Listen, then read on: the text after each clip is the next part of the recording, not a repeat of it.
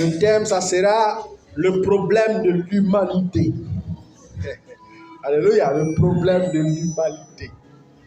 Tu vas prendre ta Bible, on va faire 2 petites lectures. Tu vas aller en Genèse 2, à partir de verset 16, et puis Genèse 3, à partir du verset 22. Genèse 2, verset 16, et Genèse 3, verset 22.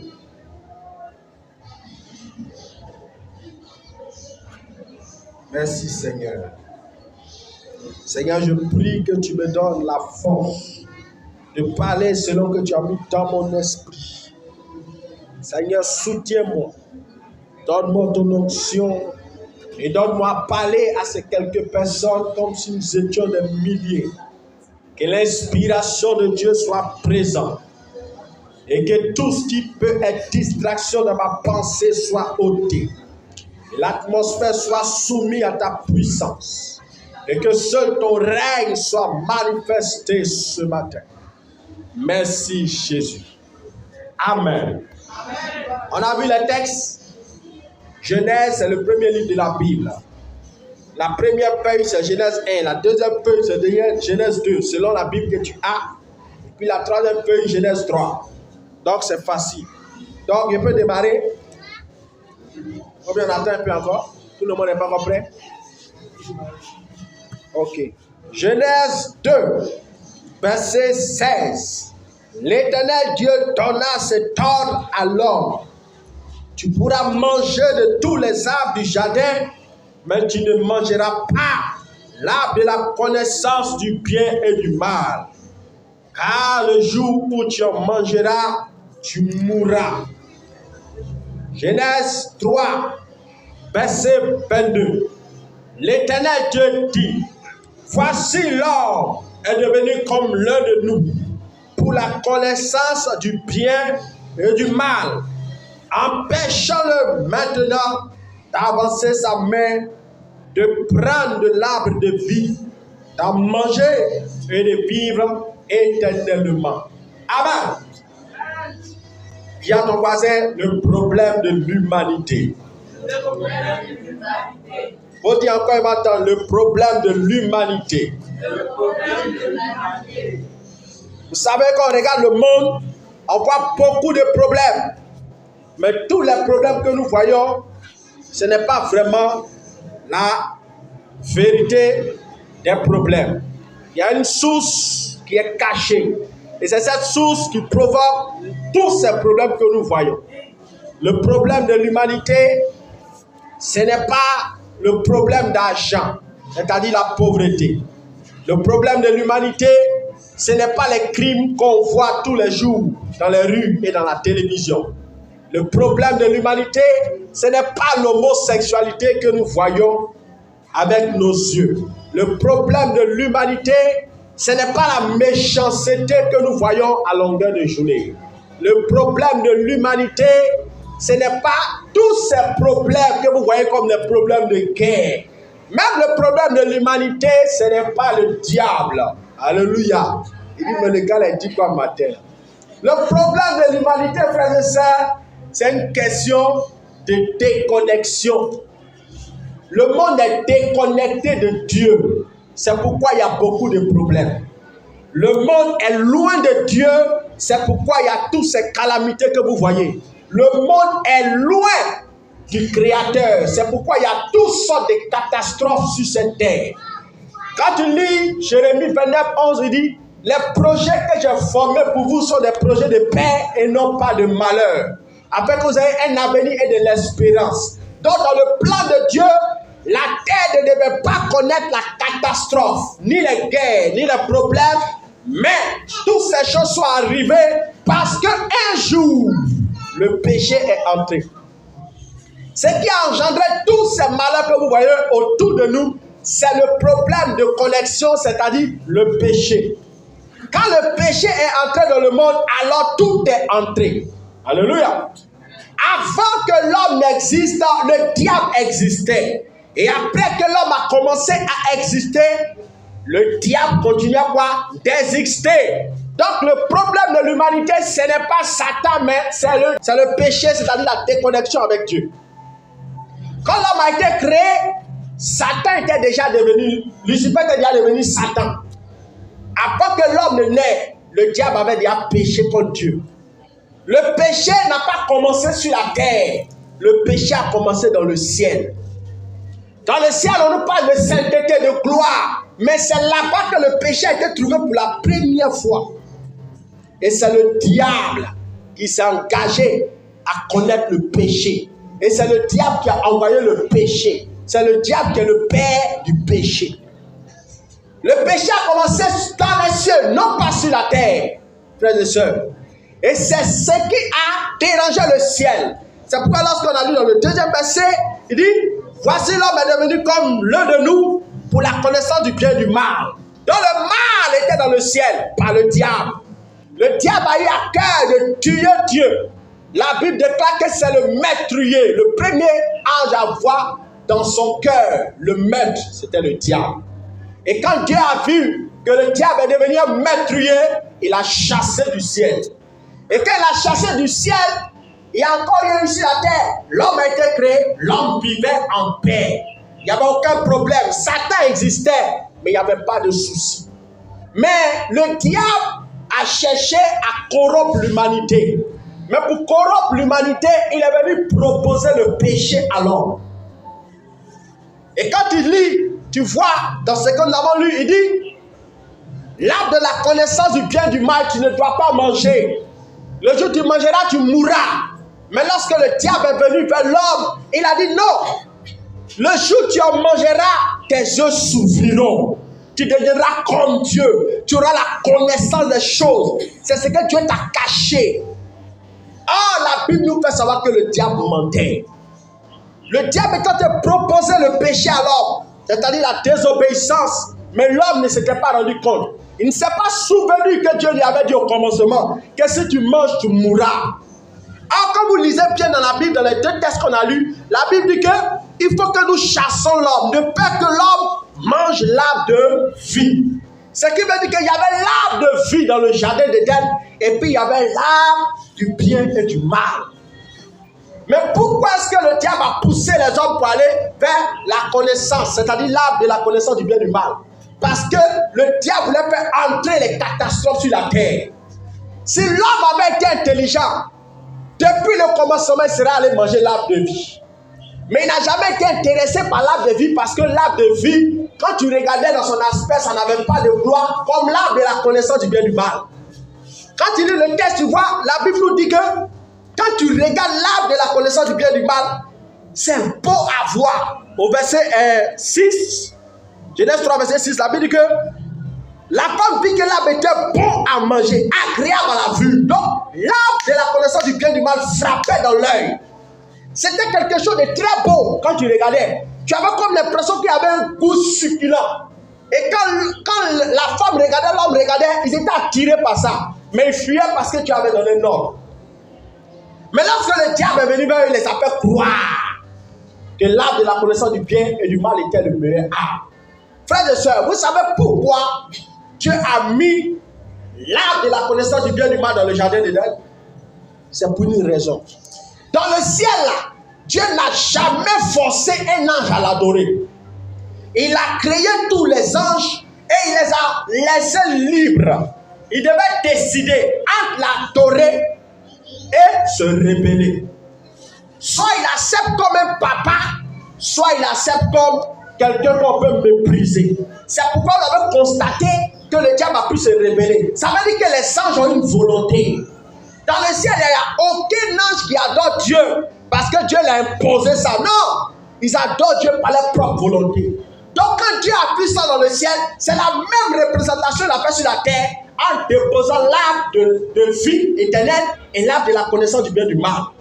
Pour que le jour où l'homme est fatigué d'être accompagné de Dieu, il puisse sortir de sa présence en partant vers l'arbre de la connaissance du bien et du mal.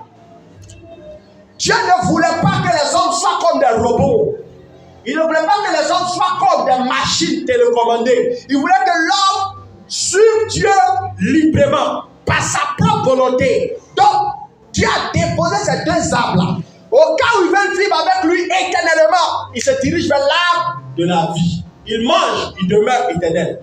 Mais s'ils sont fatigués d'être dans sa présence, toujours en train de prier, d'adorer, de voir Dieu, ils peuvent aller vers l'arbre de la connaissance du bien et du mal. Et l'homme a choisi librement de vouloir découvrir c'est quoi l'arbre de la connaissance du bien et du mal.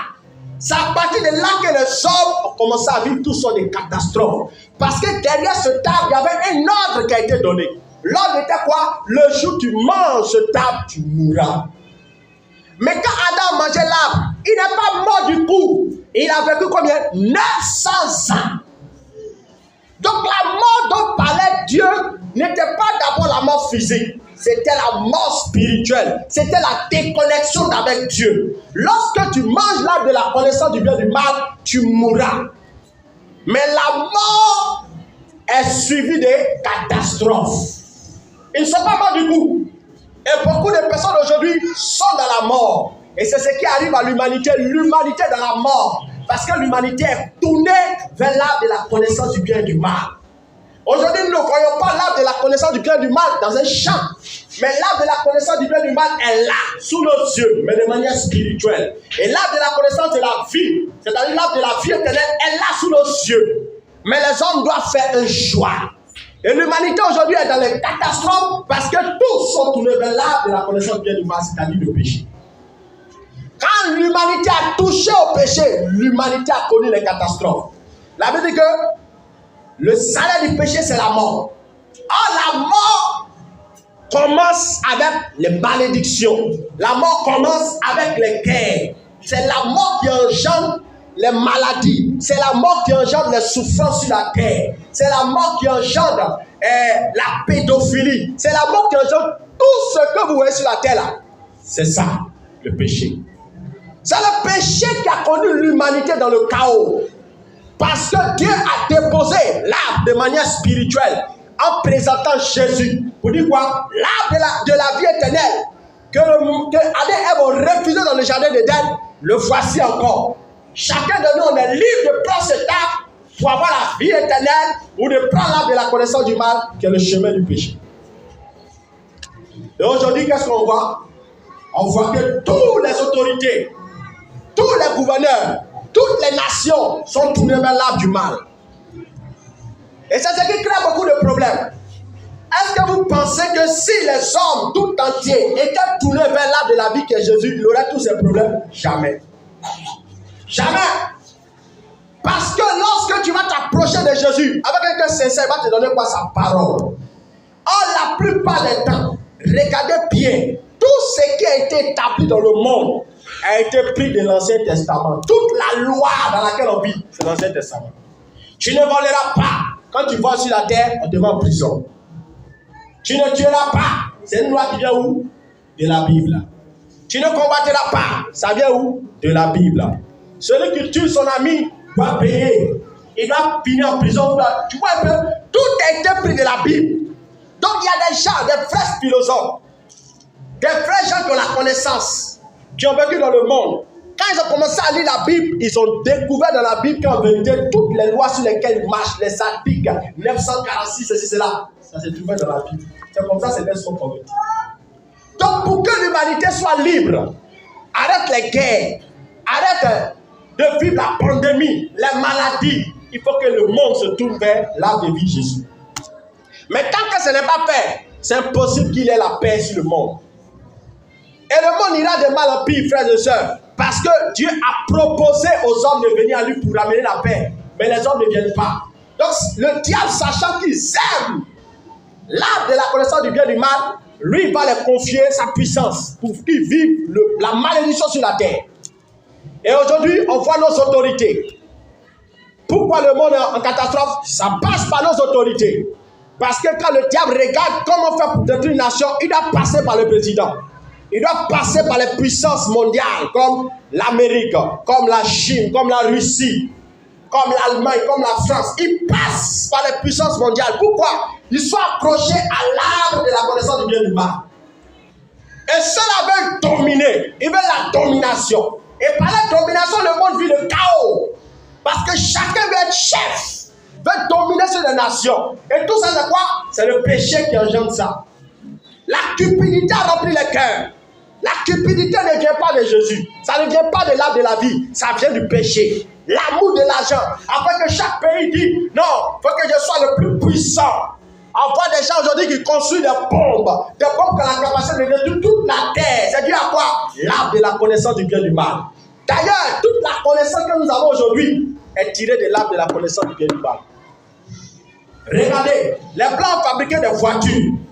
Dans la voiture, il y a le bien parce que ça te transporte pour avoir jamais à Yopougon. Mais il y a le mal dedans parce que tu n'as pas accident, tu as mouru. Ce sont des pièces qu'il faut rechanger à chaque moment, ça se gagne. En l'arbre de la vie, c'est ce qui est éternel. Donc, si Dieu avait permis que l'homme crée une voiture, selon l'arbre de la vie, les voitures allaient être indestructibles. Donc, puisque toute la connaissance que nous avons vient de ça, ça fait que l'homme, tout ce qu'il a, bien et mal. Même quand tu vas à l'hôpital, tu donnes les comprimés. On te donne quoi? Des doses. Si tu dépasses, ça va te tuer. Donc, dans le médicament même qui te guérit, il y a ce qui est bon et il y a ce qui est mauvais. Donc, sur la terre, impossibilité de vivre la perfection. Pourquoi? Le péché est entré. Quand le péché est entré, le péché a engendré la mort. Et la mort, c'est tout ce que vous voyez. Partout, vous allez voir la pédophilie, c'est la présence de la mort. Parce que le péché a régné. Partout, vous allez voir les divorces. C'est l'esprit de mort qui agit. La Bible dit que celui qui détient le pouvoir de la mort, c'est le diable. Et le diable opère par le péché. Et il faut que l'humanité se tourne vers Jésus-Christ pour que l'humanité soit sauvée. Mais nous savons, vous et moi, que c'est impossible que toute la terre se tourne vers Christ. Donc Dieu, ayant connaissance de ça, qu'est-ce qu'il a fait? Il a préparé un jour son règne sur la terre. Vous devez savoir qu'un jour, Jésus va régner sur la terre pendant 1000 ans. En ce temps, on va l'appeler le prince de la paix. Et ce règne qu'il va vivre, il va nous faire vivre sur la terre, c'est dans le but de montrer aux dirigeants politiques du monde entier comment il faut régner quand on devient président, comment il faut régner quand on devient gouverneur, comment il faut régner quand on devient ministre. En son temps, on verra sur la terre des lions qui ne mangent pas des moutons.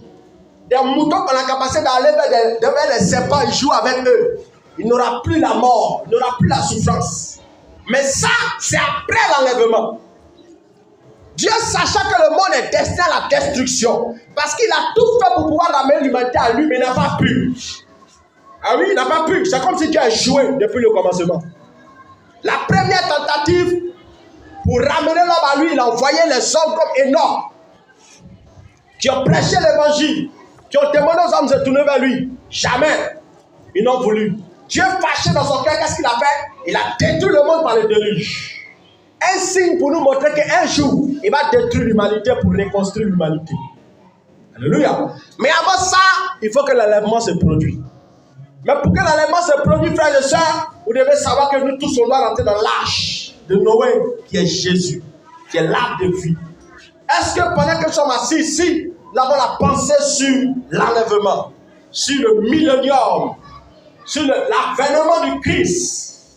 La Bible déclare qu'il y a un temps qui va arriver. On ne sait pas quand. Bientôt et très bientôt, Dieu va donner un signal à l'archange qui tient la trompette. Depuis des siècles, il a arrêté comme ça. Elle a la trompette dans la bouche. Il attend, il dit à Dieu. Il attend le signal. C'est comme ça qu'il a arrêté. La trompette dans sa bouche, il attend. Dès que Dieu dit, paf, il sort en même temps, les hommes disparaissent de la terre. Tous ceux qui seront en Christ vont disparaître. C'est pourquoi le Seigneur, en certains temps, nous demande de répandre l'évangile, de parler de lui, pour que l'humanité vienne à lui. Si on ne parle pas, ils ne peuvent pas avoir grâce à ce jour si un jour ça se produit. Si nous répandons aussi la bonne odeur de l'évangile, il y a des catastrophes qui vont de moins en moins se manifester. Parce que plus le péché abonde, plus les malédictions arrivent. Plus le péché abonde, plus les catastrophes arrivent. Dernièrement, avant que les choses vont commencer à augmenter, il y avait un rêve. Bon, il y a banalisé. Dans les rêves, je me vois. J'ai vu maman Natacha J'ai vu ma femme, j'ai vu un groupe de personnes qui priaient, qui pleuraient. Seigneur, pitié. Et moi, j'ai regardé la scène. Et pendant que je regarde la scène, le Seigneur me dit, c'est à cause de vos péchés. Il dit, quel péché? Il dit, je frapperai cette nation par la famine. Wow. Mais on appelle quoi? Il dit, ce sont vos péchés. La famine viendra. Et aujourd'hui, quand la première fois le cabinet a augmenté, ça m'a fait bizarre. Ça a augmenté encore une deuxième fois.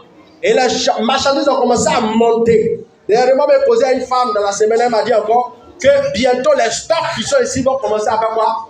Fini. Ils vont encore augmenter. J'ai dit, waouh, on rentre vraiment dans ce que Dieu m'a dit. J'ai banalisé. On va s'asseoir dans tes yeux, ton frère. Donc, le Seigneur nous demande de rentrer dans la repentance. De vraiment le chercher dans la vérité. Même toute la terre, on a prié Dieu, on a invoqué Dieu. Pour que ça s'arrête, nous voyons, aujourd'hui il y a la guerre. On veut le pouvoir, tout le monde veut la domination. D'où vient le vouloir dominer? Ça vient du diable. Satan a voulu dominer dans le commencement de la création. Il a voulu tuer Dieu pour devenir prince du ciel. Et aujourd'hui, on voit sur la terre, tous les hommes, présidents, ministres, tout le monde va avoir le pouvoir pour dominer. D'où ça vient du diable, c'est une inspiration de Satan. Personne n'est prêt à laisser le fauteuil pour l'autre. Tout le monde veut être chef.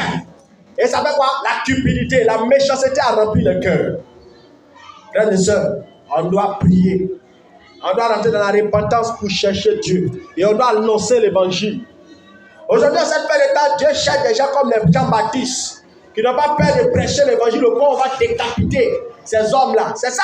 Aujourd'hui, tout le monde est caché. Alléluia. On a peur de parler de Jésus. Et si on ne présente pas l'arbre de la vie, les hommes ne pourront pas comprendre quel est le message de Dieu.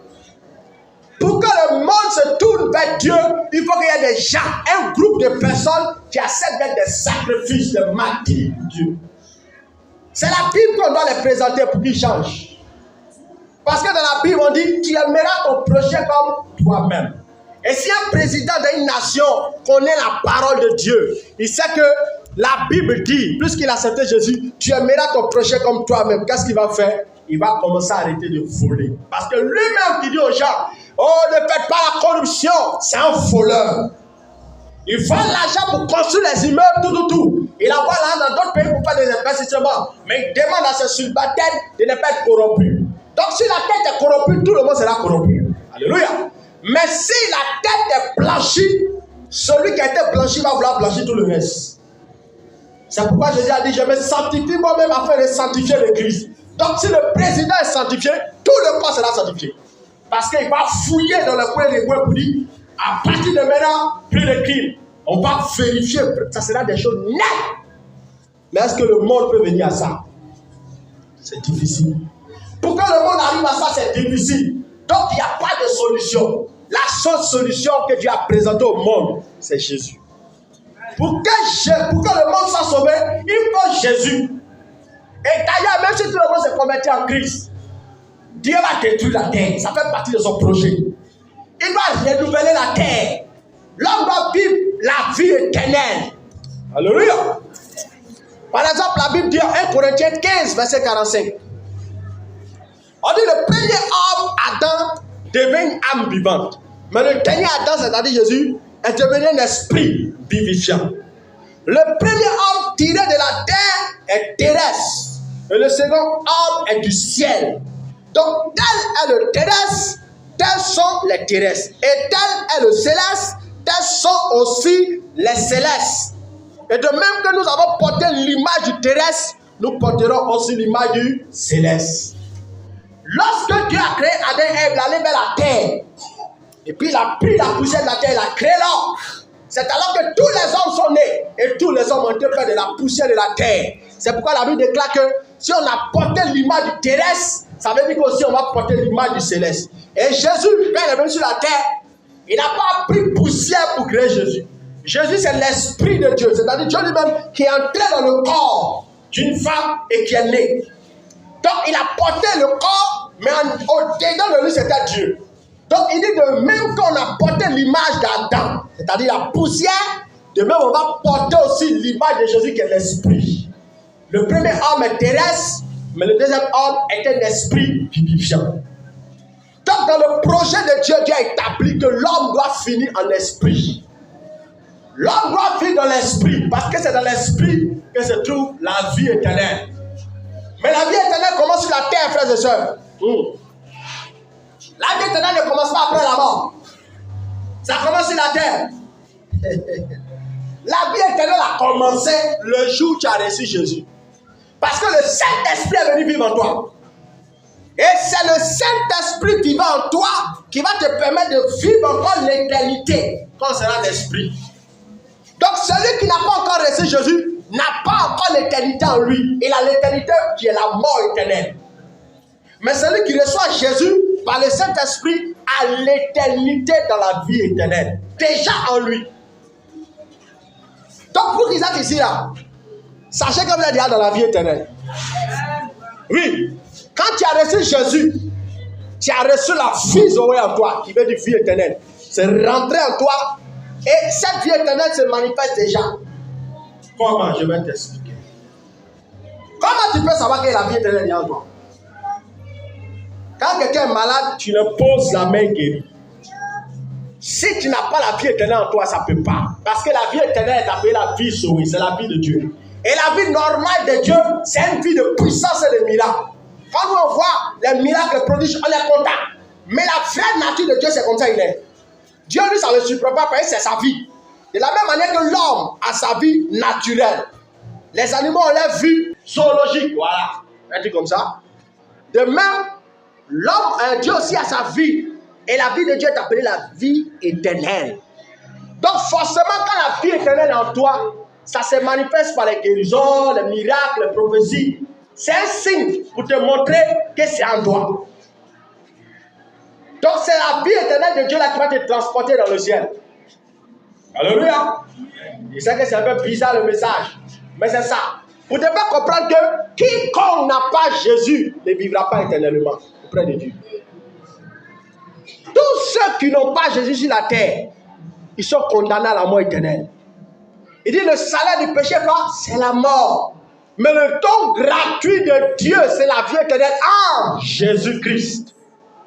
Souvent, certains disent que non, les païens iront au ciel parce qu'ils sont gentils. Je vais te dire ce matin que c'est faux. La gentillesse, ce n'est pas un fruit de l'esprit. Le fruit de l'esprit qui veut représenter la gentillesse est appelé la bonté. Donc, pour avoir la bonté, tu dois avoir le Saint-Esprit. C'est le Saint-Esprit qui produit ce fruit en toi. Mais pas la gentillesse. Avoir des sorciers qui sont gentils, qui sont serviables, ils ne peuvent pas aller au ciel. Pourquoi? Le diable est ici en lui, le père du péché. Tu vas aller faire au ciel. C'est ça. Le père du péché en toi, la maison de Satan, c'est l'enfer. Et tout chrétien, et tout païen qui ne vit pas la vie de Dieu sur terre, ne peut avoir la vie éternelle qui est en Dieu.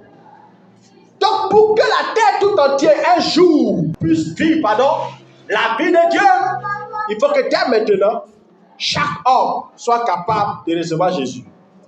Mais pour que chaque homme reçoive Jésus, il faut que nous devenions des kamikazes de Jésus. Qu'on prêche l'évangile partout. Ça doit devenir un fardeau pour nous, mes amis. L'humanité périra. Il n'y a pas de solution pour le monde. L'humanité ira de pire en pire. Souvent nous prions. Les gènes et les prières que nous faisons pour que le monde aille de mieux en mieux. Faites de ça, j'aimerais vous décevoir pour vous dire. Ça ne fait que ralentir. Parce que c'est un programme qui a été établi. Par exemple, quand tu regardes Jésus, la Bible déclare que Jésus est l'agneau de Dieu avant la fondation du monde. Vous savez ce que ça a dit? Avant que Dieu ne crée la terre, le ciel et la terre, il a déjà préparé Jésus, mort déjà. Parce que lui, étant Dieu, connaissant déjà le futur, il savait déjà que l'homme allait pécher avant qu'il ne crée le monde. Donc il a déjà tué Jésus dans son règne là-bas. Et quand le temps est manifesté, les millénaires plus tard, quand l'homme a commencé à vivre, Jésus est venu pour accomplir ce qui avait été prédestiné par Dieu. Ce n'est pas que Jésus était là pour comme ça, puis Dieu l'a pris. Non! Jésus était déjà un Dieu, déjà mort, et puis ressuscité. Et puis Dieu a venu manifester ça sur la terre en son temps. Donc le monde a été déjà reconstruit devant Dieu. C'est pourquoi toujours le Seigneur nous parle. La nouvelle Jérusalem, la nouvelle Jérusalem. Il a déjà bâti tout. L'homme doit rentrer dedans. Mais avant que l'homme ne rentre dedans, l'homme doit passer d'abord par le millénium. Mais avant le millénium, il y aura l'enlèvement. Est-ce que nous sommes prêts pour l'enlèvement? C'est ça. L'enlèvement, mes frères et sœurs, c'est un message qu'on entend tous les jours. Mais on doit faire attention. Même moi-même, pour vous prêche, je me comporte mal. Je peux louper l'enlèvement. L'enlèvement peut se produire du jour au lendemain. La Bible dit que son avènement sera comme le jour d'un voleur. Personne ne connaît quand Jésus viendra. Ça sera comme un clin d'œil. Ferme ton œil et puis tu ouvres. Tu vois comment c'est rapide? Foufou. L'enlèvement est produit. L'enlèvement sera comme un clin d'œil. Il dit personne ne s'attendra à ça. Personne ne connaît le jour et l'heure du Seigneur. Mais un jour, ça se produira. Et pourquoi l'enlèvement tarde? C'est Jésus qui est à genoux devant le Père. Lui-même, le Père, il se console lui seul. À la fois, il intercède. Après, il agit. Et puis après, il dit non, il attend un peu.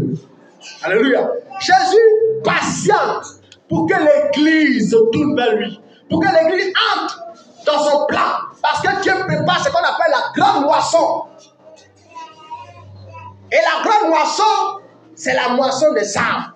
C'est pourquoi de plus en plus, vous voyez partout. Tu passes ici, prophète des nations. Tu passes ici, pasteur. Tu passes ici. Dieu ne peut que susciter prophète, pasteur, évangéliste. Il suscite de plus en plus d'hommes de Dieu, plus en plus de femmes de Dieu. Pourquoi? Il est en train de préparer la grande moisson de l'humanité.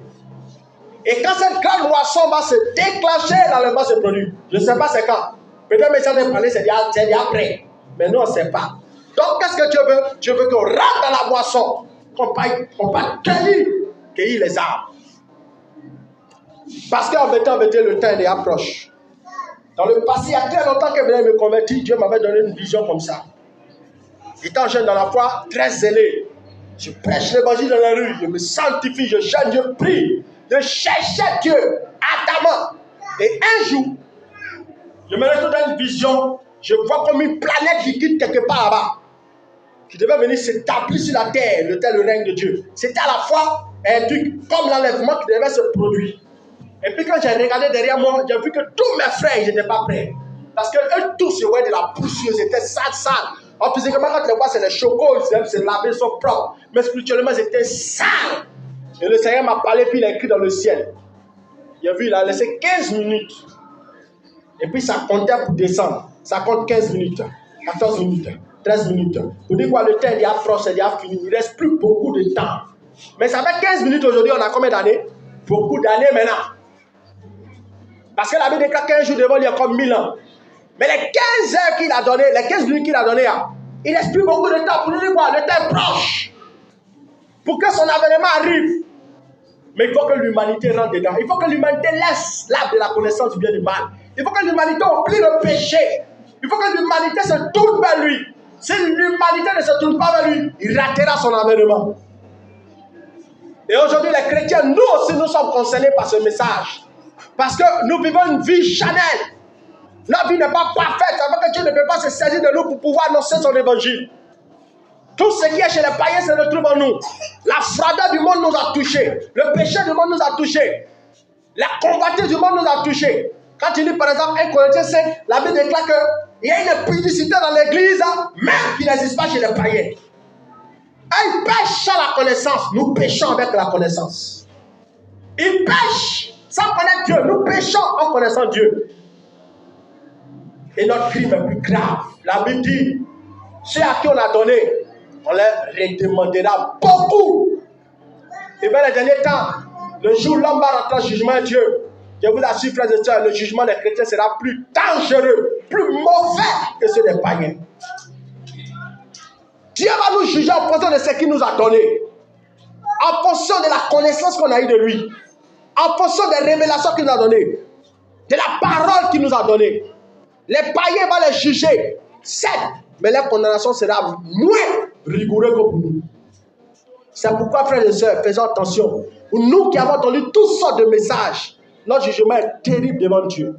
La Bible déclare que le jugement de Dieu commence par la maison de Dieu. Par la maison de Dieu. Et si la maison de Dieu est jugée, et les gens de dehors, ils ne vont pas échapper. C'est nous-mêmes qui sommes les enfants de Dieu. Dieu nous juge sévèrement. Et les gens de dehors. C'est pourquoi, mes amis, efforçons-nous d'entrer par le chemin étroit. quoi qu'il arrive, que rien ne nous sépare du temps du Christ. Parce qu'il aura 1000 ans d'abord de règne sur la terre avant que les hommes ne vivent éternellement dans la Nouvelle Jérusalem. Et les 1000 ans de règne, Dieu va établir des gens sur les nations. C'est le même monde que vous voyez là. Dieu va reconstruire ça d'une autre manière. Ça sera beau. Il n'y aura aucune mort, aucune maladie, aucune souffrance, aucune faim. Quand l'enlèvement se produit, la Bible dit que les morts en Christ vont ressusciter premièrement. C'est-à-dire les gens, depuis le temps de Noé, qui sont morts, tous ceux qui ont cru en Jésus vont sortir de la terre. S'ils avaient été bouffés par un lion, pouf, ils sortent. Ils avaient été engloutis par la mer, pouf, ils sortent de la mer. Engloutis par le feu, paf, ils sortent. Alléluia. Tous sortiront à la rencontre de Dieu dans les airs. Vous voyez? Et en même temps, les gens qui sont restés vivants, qui croient en Jésus, qui attendaient Jésus, c'est eux qui disparaissent. Maintenant, à leur retour, vous voyez, ça c'est la résurrection. Il y a une première résurrection qui est là. À leur retour maintenant, c'est là qu'il y aura le millionnaire. Mais avant ça, on va vivre 7 ans. Dès que l'enlèvement se produit, il y a 7 ans qui reste au monde entier. Là, toute la terre sait ça. Vous voyez, c'est déjà déchiffré dans la Bible. Là, on va dire non, c'est pas quand, non, c'est dans 7 ans. Dès que l'enlèvement se produit net, dans 7 ans, le monde finit. 3 ans où il y aura un peu de paix. Parce que le diable va séduire les gens au travers, en ce temps-là, de l'antichrist et du faux prophète. Il y aura 3 ans d'abord de paix. Parce que le monde va s'arranger de telle sorte qu'il y a une semblant de paix sur la terre. Quand les gens vont commencer à dire enfin, parce qu'ils vont faire croire aux gens que les gens qui ont disparu, oh, c'est un mythe. Oh. Ils vont s'arranger pour convaincre les gens qu'il n'y a rien eu. Oh, l'enlèvement va produire beaucoup de morts, de catastrophes, de destruction, il y aura des accidents, des crashs. Plein de choses vont se produire, les gens vont mourir. Mais ils vont convaincre les gens. Et la Bible déclare que les gens ne vont pas prendre conscience, malgré ça, ils vont continuer à vivre leur vie. Le péché encore va se répandre. Parce que l'homme aime le péché. 3 ans semblant de paix, c'est là la marque de la bête sera répandue abondamment. Les gens vont prendre la marque. Parce qu'à cette époque, mon frère, ça sera compliqué. Tu ne prends pas la marque, tu ne manges pas. Tu ne peux plus faire achat. Tu ne peux pas payer poisson. Tu ne peux pas payer à checker. Tu ne peux pas utiliser l'électricité. Tu ne peux pas utiliser l'eau. Pourquoi? Tu n'as pas la marque. Et si tu n'as pas la marque, tu seras traqué. Tu es comme un mercenaire. Alléluia. Ah oui. Est-ce qu'on pourra suivre dans ce temps? C'est quelque chose qui n'est pas très sûr. C'est pas très sûr. Parce que moi, Dieu m'avait donné une vision en 2020. L'enlèvement, il y a eu des petits foufous dans notre église. Et puis ça m'a peiné. Pendant qu'il était peiné, il était dans un moment de jeûne. Mais pendant le moment de jeûne, Dieu m'a donné une vision. Dans la vision, l'enlèvement s'est produit, je ne sais pas. Et puis je suis en train de parler. C'est quelque chose de l'expliquer. Je expliquer ça à quelqu'un. Qu'il y a un temps qui a venu. Il y aura l'enlèvement. Ceci, cela. Explique. Après, il regarde sur mon bras, il voit quelque chose. C'est quoi ça? Je viens m'arrêter devant un appareil télécommandé. Quand il fait comment ça passe. Dès qu'il présente comme ça passe. Il dit à mon ami, il regarde sa main aussi, il y a marque sur sa main. Je sors dehors maintenant de la salle, il était magasin. Quand je suis sorti, car l'enlèvement s'était produit. Il a pris la marque de la paix, tout ça. Il regarde dans le ciel était beau. Et sur la terre, je voyais mes frères catholiques. Ils continuent toujours les trucs. Ils n'ont pas été enlevés. Ils n'ont pas été enlevés. Un n'a pas été enlevé. Je dis, mais Seigneur, mais comment c'est pas dit que l'enlèvement se produit, n'est pas sûr? Et tout ce qu'elle savait, donc je suis resté sur la terre. Je regarde si ma femme est là. Mais il y a eu quoi, Seigneur? Qu'est-ce qui s'est passé? Moi, je veux savoir. Et dans le rêve, Dieu m'a fait sortir un carreau comme ça, du carreau. Tous les carreaux étaient remplis. Il y a un carreau qui n'était pas rempli. Et le un carreau, Dieu me dit, j'aime trop manger. Et puis la vie s'arrête. Aïe. Comment il aime trop manger? Et j'ai commencé à réfléchir pourquoi il m'a dit j'aime trop manger. C'est pas qu'il aime manger, mais c'est même en train de gêner. Comment Dieu peut me montrer telle vision? Et Dieu me rappelle que dans ce temps, dès qu'on finit l'étude, net, quand il y a réunion, il est court, il m'en va manger parce qu'il dit il a faim. Et puis il revient, la réunion a déjà commencé. Et puis il vient maintenant m'asseoir. Il m'a rappelé qu'à chaque fois que la réunion, dès qu'on dit le culte finit, il est court. Ce qu'il doit faire pour l'église, il ne fait pas. Les réunions ne participent pas. Il est toujours en retard. Et c'est à cause de ça qu'il n'est pas enlevé. L'amour de la nourriture a pris ton cœur. Et t'assois pour faire les réunions. Hey! Ça aussi, Seigneur! Des choses que nous on méprise. Dieu considère tout ça. Qu'est-ce qui a la place dans ton cœur? Si cette chose est dans ton cœur, tu risques de rater. Waouh! Frère, enlèvement, on doit être prêt. Si pour telle action comme ça, Dieu m'a fait rater l'enlèvement. Et les autres péchés que nous faisons dans le secret. Ça. Dieu souhaite que son église soit pure. Il dit, je viens pour chercher une église pure, irrépréhensible, sans tache. Quand tu lis Éphésiens, tu vois ça là-bas. Une église sans tache. Il ne veut pas avoir le péché en nous. Une église irrépréhensible. Des gens qu'on ne peut pas reprocher. Des gens purs devant lui. Frère, son avènement est proche. Mais l'humanité est où? Encore dans les bars. Encore dans c'est moi qui suis le plus fort. C'est moi qui suis la nation puissante. C'est moi qui suis l'archipuissant. Aujourd'hui, la cupidité a pris le cœur. On est loin de Dieu. Frère, ressaisons-nous. Parce qu'après les 3 ans de souffrance qu'il aura sur la terre, tu n'as pas pris la marque de la bête, tu ne vivras pas. Or, la Bible dit en Apocalypse que si tu prends aussi la marque de la bête, au ciel de Dieu t'es considéré comme un démon. Il n'y a plus de repentance pour toi. Toute prière de repentance ne passe plus. Parce que tu as mis en toi par la puce ou par ce qui a été créé en ce temps-là, comme marque. C'est comme un emblème de Satan que tu as mis en toi. Ça veut dire j'appartiens à Satan. La marque veut dire j'appartiens à Satan. Dieu ne fait rien de toi. 3 ans et demi. Est-ce que tu pourras avoir la vie? Tu pourras avoir la paix? Tu n'as pas la marque, tu ne peux pas te laver. Tu n'as pas la marque, tu ne peux pas boire l'eau. Tu n'as pas la marque, tu ne peux pas utiliser le courant. Tu n'as pas la marque, tu ne peux pas aller travailler. Parce qu'avant de travailler, on va te demander ta carte. Vous voyez comment, non? La carte de Corona. Pour voyager, on demande la carte de Corona. Si tu veux partir hors du pays en montant en avion, est-ce que tu as fait le vaccin? Tu n'as pas fait le vaccin, tu ne bouges pas. Et c'est ce qui va arriver au monde entier. Est-ce que tu as pris la marque? Tu n'as pas pris la marque, tu ne peux pas acheter ni manger. Ni acheter, ni vendre. Le monde va souffrir. Et ceux qui seront de la joie, c'est seulement ceux qui ont pris la marque de la bête. Imaginez tous ces milliardaires qui ont plein d'argent dans les comptes. Tous ceux-là vont prendre la marque. Tu ne prends pas ton argent et géré. Tes comptes sont gérés. Bravo. Tu prends la marque. C'est pourquoi le Seigneur demande de ne pas nous attacher au monde, mais de se déconnecter du monde. C'est après ces 3 ans, le diable va séduire la terre. Il va se faire passer maintenant pour Dieu. Il va pas croire aujourd'hui aux gens que c'est lui qui est le Messie. Le Messie, c'est lui. C'est comme on vous a entendu parler, c'est le colonie.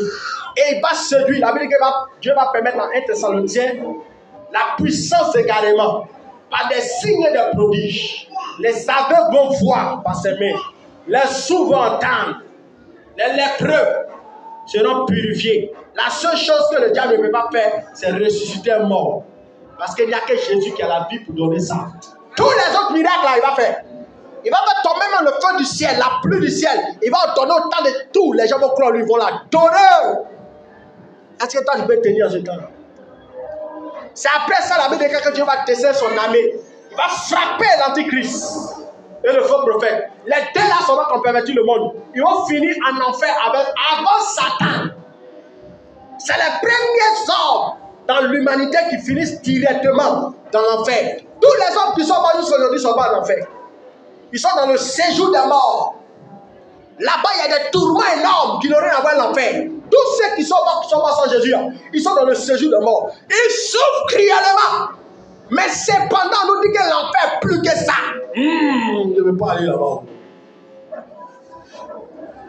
Et la première personne à goûter l'enfer, c'est l'antichrist et le faux prophète. Tout ça, c'est un Apocalypse.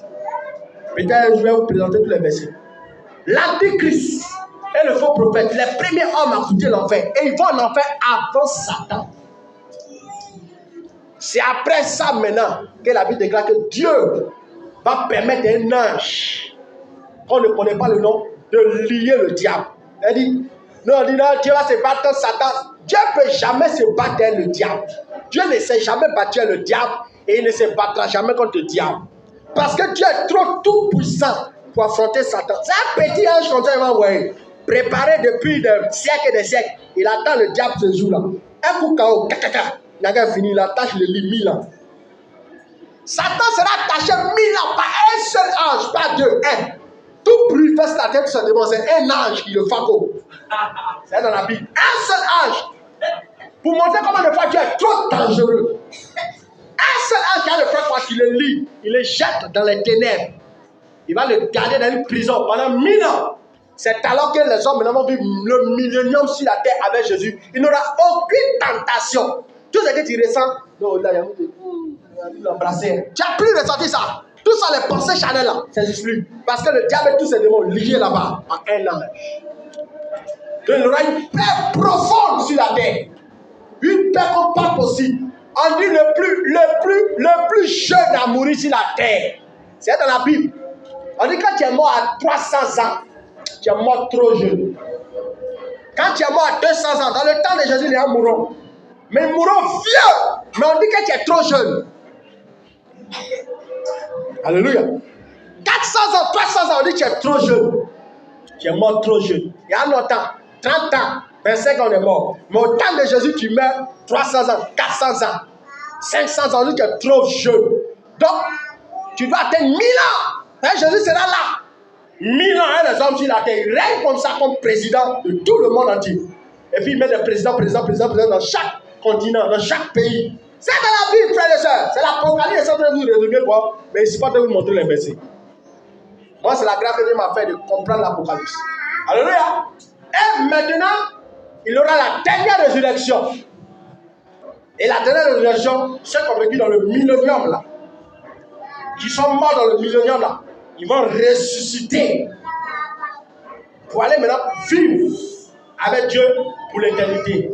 Mais avant ça, dans l'Apocalypse, on nous dit encore que Dieu va permettre que le diable vienne encore tenter le monde. Parce que pendant le millénium, il y a des gens qui vont s'accoupler et avoir des enfants. Dieu va permettre ça. Et les enfants qui vont naître, qui n'ont pas connu l'avènement de Christ, les produits que nous avons connus, ils ont connu seulement la paix. Ils n'ont pas connu la tentation du diable. Eux aussi, Dieu va permettre qu'ils soient tentés pour voir comment ils ont vécu le temps de Jésus, le millénium.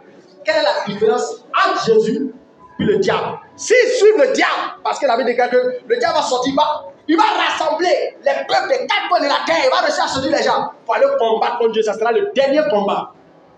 Puis maintenant, la Bible dit que Dieu maintenant lui-même va l'anéantir par son souffle. Donc ceux encore qui vont venir être tentés après le millénium de Jésus, et puis ils vont tomber dedans. Et tous, Dieu va faire comme ça. Voilà mes filles. Tu vois, Dieu va détruire tout ce qui reste du monde, le diable. C'est maintenant, après ça que vient maintenant le jugement. Ouais. Dieu maintenant va juger chacun. Il va ressusciter tous les morts. Il va ressortir tous ceux qui étaient dans le séjour des morts depuis le temps du commencement du monde, qui ont refusé Dieu. Et puis chacun sera jugé maintenant selon ses œuvres. Et un jour que je me convertis aussi dans mes débuts, Dieu m'a montré ça. Il y a une vision. Il m'a soulevé dans les airs. J'étais dans les airs comme ça. Et puis je le vois assis sur un grand trône blanc. La Bible dit que c'est assis sur un grand trône blanc. Toutes les visions qu'il y a eues sont bibliques. Et devant ce trône blanc, on était comme des moustiques. Petits, plein de milliards. Et quand il me soulevait dans les airs, je voulais voir la fin. Je ne peux pas voir la fin des hommes là. On était nombreux, comme quand tu regardes la mer. Qui est derrière la mer? Quand tu essaies de voir au bout, essaie de voir. Tu n'arrives pas à voir. C'est comme ça on était. Beaucoup. Et puis jugeait chacun selon ses œuvres. À gauche, à droite, à gauche, à droite. C'est après ça. Tout ce seront jetés maintenant dans l'étang de feu. Ce qu'on appelle en fait, c'est l'étang de feu. Même Satan là-bas, là, il n'a pas force. Je cherche. Tu cries, lui aussi crie. Parce que c'est toute la colère de Dieu. Depuis le ciel, où il a trompé Dieu, il a voulu tuer Dieu. Jusqu'à l'humanité est née sur la terre. Jusqu'à ce que le monde finisse. Imagine la colère de Dieu. On ne sait pas combien de millénaires, de siècles, eux ont vécu d'abord dans le ciel avant qu'il ait la terre. Et puis le monde a commencé à exister dans combien de temps? Nous sommes au 6e jour. Bientôt on rentre dans le 7e jour. Ça fait des millénaires. Aujourd'hui, on dit quoi? Pendant 2000 ans. Avant 2000 ans, il y a les autres qui ont vécu. Peut-être ils ont vécu 4000 ans, 5000 ans, on ne sait pas. Alléluia. Donc, toute cette colère-là, gardée dans le cœur de Dieu, pour ce jour-là. C'est pourquoi il dit, mieux vaut d'avoir jamais vécu que d'avoir vécu et puis d'être mort sans lui. Parce que là-bas, son tourment, ceux qui sont sortis de moi-même là, ils sont trop à l'aise. Mais comme ils vont finir là-bas, ça sera terrible. Il n'y a aucun démon dans l'état de feu qui tourmente un homme. Ok. Parce que les démons eux-mêmes là, ils se cherchent. Quand ils sont, Satan, toute sa puissance, il pleure. Donc imagine les hommes créés à l'image de Dieu. Comment ils sont malheureux. C'est pourquoi mes amis, cette connaissance que vous avez donnée aujourd'hui là, accrochez-vous à ça. Moi, c'est ce qui m'a tenu dans le Seigneur jusqu'à aujourd'hui. Je dis, je ne veux pas là d'enfer. Quand il était encore petit, il lisait l'Apocalypse, il ne connaissait pas. 11 ans, 12 ans, il lit, il pleure, il voit les dragons, les trucs, il ne comprenait rien. Quand il s'est converti, c'est comme ça qu'il a commencé à me révéler les choses. Au fur et à mesure. Ce matin, c'est de vous dire, sauvons-nous nous-mêmes et sauvons l'humanité. Parce que l'humanité est perdue. Mieux vaut avoir été un avorton. Ça veut dire quoi? Ta maman t'a avorté. Tu es né mort. Directement, tu es dans le sein de Dieu. Que d'avoir existé et fini dans le lac de feu. Il ne fallait jamais exister. C'est ce que la Bible dit. Donc ce matin, mes amis, je viens pour vous interpeller par le Saint-Esprit que chacun de nous devons nous amener de courage pour suivre Dieu. La vie de Dieu n'est pas facile, mais c'est la meilleure. On va rencontrer beaucoup de problèmes, mais armons-nous de courage. C'est pourquoi si on peut le dire, je le dis tous les jours et puis je le répète. Il ne faut pas permettre à un homme, pour un mariage, que tu rates le ciel. Ni pour un travail, que tu rates le ciel. Ni pour de l'argent. Quoi qu'il arrive, garde le ciel. Et ce qui va te permettre de garder le ciel, c'est ta marche dans le Seigneur. C'est rien d'autre que ta marche. Si ta marche est loin de Dieu, sache que tu es déjà condamné. Même si tu as accepté Jésus. Parce qu'elle a dit, vers le temps, plusieurs viendront diront, n'avons-nous pas prophétisé en ton nom? N'avons-nous pas chassé des démons? N'avons-nous pas évangélisé dans les rues? Seigneur, n'avons-nous pas parlé de ta part? N'avons-nous pas prêché l'évangile? Nous avons chanté la chorale pour toi, Seigneur. Il dit, retirez-vous de moi, vous qui commettez l'iniquité. Ouvrier d'iniquité. Un ouvrier d'iniquité, ça veut dire qu'il pratique le péché. Or, quiconque pratique le péché, la Bible déclare qu'il n'est pas de Dieu. Et celui qui pratique le péché, la sémence de Dieu n'est pas en lui. Mais celui qui est né de Dieu, il pratique la parole.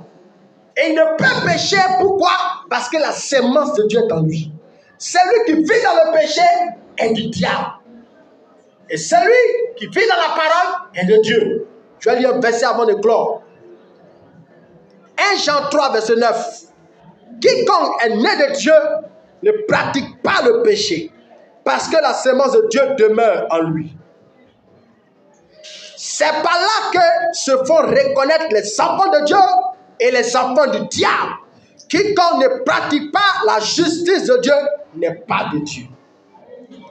Donc pratiquer le péché est un signe que tu appartiens au diable, même si tu es à l'église. Donc tu dois tout faire pour t'en défaire.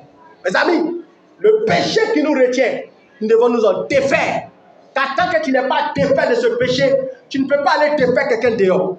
C'est pourquoi il a dit, enlève la paille qui est dans tes yeux et ensuite tu peux enlever la poudre qui est dans l'œil de l'autre. Alléluia.